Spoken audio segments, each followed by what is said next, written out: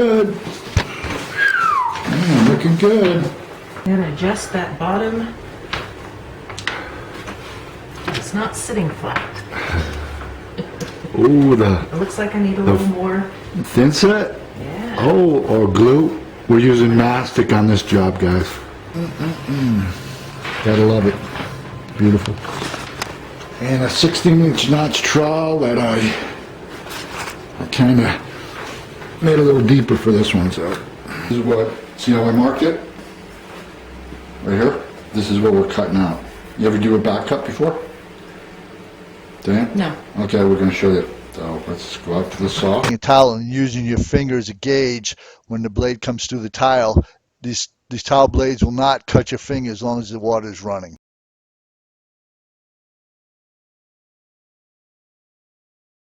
What I do is, when I have this flipped over, and I'm cutting, I have my fingers right here, so when I feel the blade, I stop. That way you don't go too far, because if you go too far, you're going to have the saw marks right here.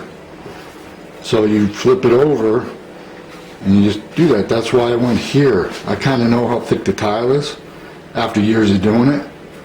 But if I was a beginner, my line here, where I cut it, I would stop here, see? Or a little past here. And then you come up here and you just do that. So, right? And this thing should fit. And that's how you do a back cut. So just right there. Cut that much, okay? That's it. Perfect. I'm taking off the bridge that we used to support the tile going over an open space. Right. Where else are we going to put a bridge today? We're going to put a bridge across the window.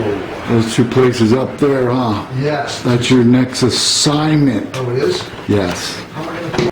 Putting up the bridge. Whenever you're putting up a bridge, the easiest way I found is to pre-drill the holes in the wood you're going to use and then screw the screws into the sheet. You want to make sure you keep that everything as clean as you can. You always see me wiping everything down. It just makes it easier when you go to. Yeah, I can't emphasize enough. When you start a row of tile, you always want to start with the tile in the center of the run. That way it gives you the even cuts on both ends of the row. Tile in the middle. Well, it all depends on the size of the cut. And that's, do yourself a favor, hit that subscribe button right down there on the left. You see it, hit it now, click it. You want to miss out on these awesome videos. We are all done with the backsplash. Look at this thing. Custom, all that bullnosing. Wrap around. Custom. Yeah. All that bullnosing. Look at All that bullnose, custom bullnose. that. How I cut the crown. Full tile. Yeah, I didn't have to cut that back one. There you go. Look at this thing. Awesome. A lot of things in the past. What's the key elements for you to an awesome grout job?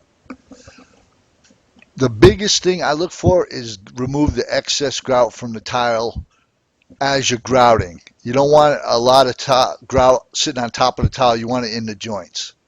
Next thing you want to do is before you wash, make sure the grout's ready. And then once you start washing, you want to use circular motions back and forth. And then as you're washing, you want to observe the joints to make sure, number one, they're full. Number two, there's no pinholes. And number three, they're all evenly filled up.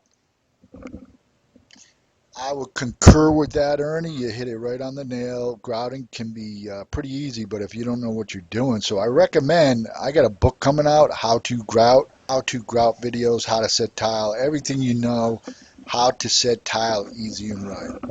Well, that's all, folks. Hey, thanks a lot, Ernie, and I hope you guys love this video and you guys have a blessed and happy day. Oh, yeah, hit the subscribe today and share this video with all your peeps out there. You don't want to miss out.